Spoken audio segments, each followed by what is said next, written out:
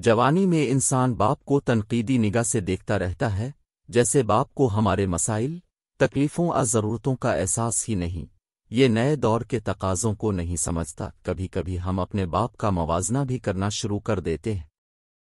اتنی محنت ہمارے باپ نے کی ہوتی، بچت کی ہوتی، کچھ بنایا ہوتا تو آج ہم بھی فلاں کی طرح عالیشان گھر گاڑی میں گھوم رہے ہوتے۔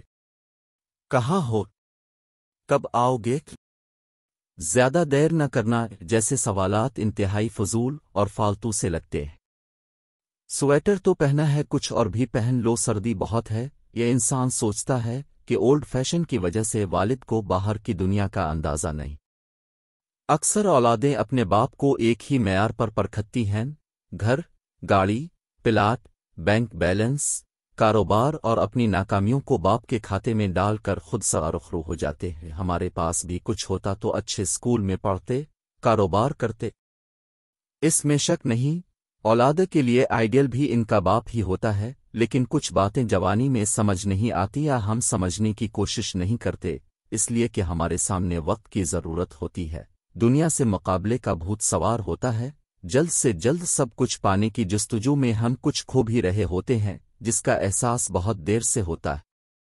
بہت سی اولادیں وقتی محرومیوں کا پہلا ذمہ دار اپنے باپ کو قرار دے کر ہر چیز سے بری الزما ہو جاتی ہیں۔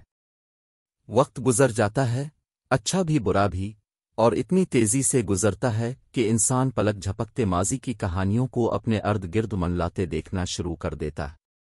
جوانی، پڑھائی، نوکری، شادی، اولادت، اور پھر وہی سٹیج، وہی کردار جو نبھاتے ہوئے ہر لمحہ اپنے باپ کا چہرہ آنکھوں کے سامنے آیا کر باپ کی ہر سوچ، احساس، فکر، پریشانی، شرمندگی اور اذیت کو ہم پر کھول کے رکھ دیتا ہے۔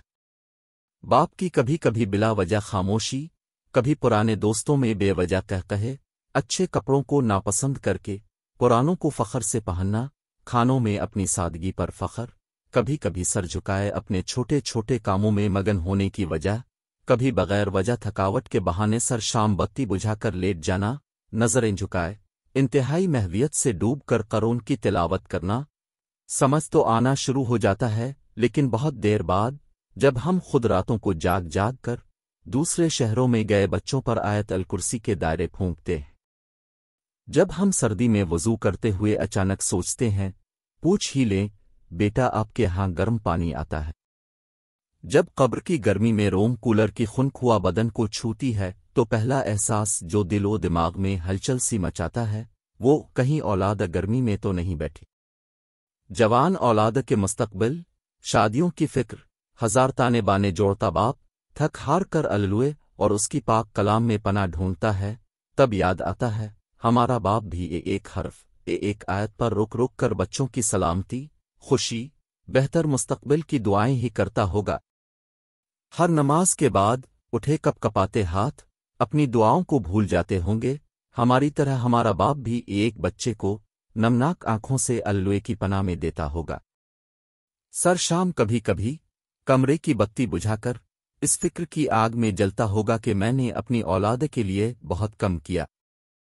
اولاد کو باپ بہت دیر سے یاد آتا ہے، اتنی دیر سے کہ ہم سے چھونے، محسوس کرنے، اس کی ہر تلخی، اذیت، فکر کا ازالہ کرنے سے محروم ہو جاتے ہیں۔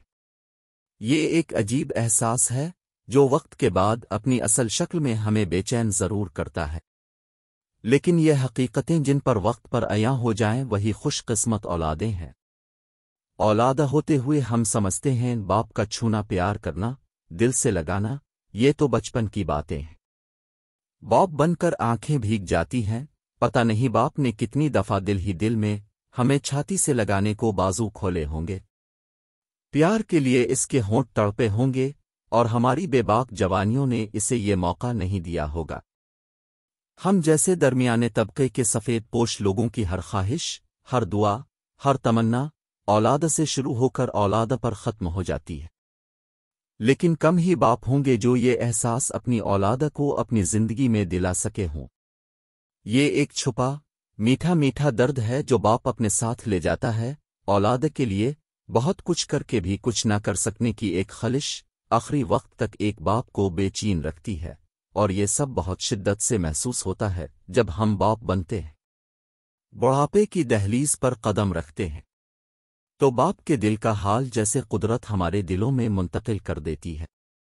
اولاد اگر باپ کے دل میں اپنے لیے محبت کو کھلی آنکھوں سے وقت پر دیکھ لے تو شاید اسے یقین ہو جائے کہ دنیا میں باپ سے زیادہ اولاد کا کوئی دوست نہیں ہوتا۔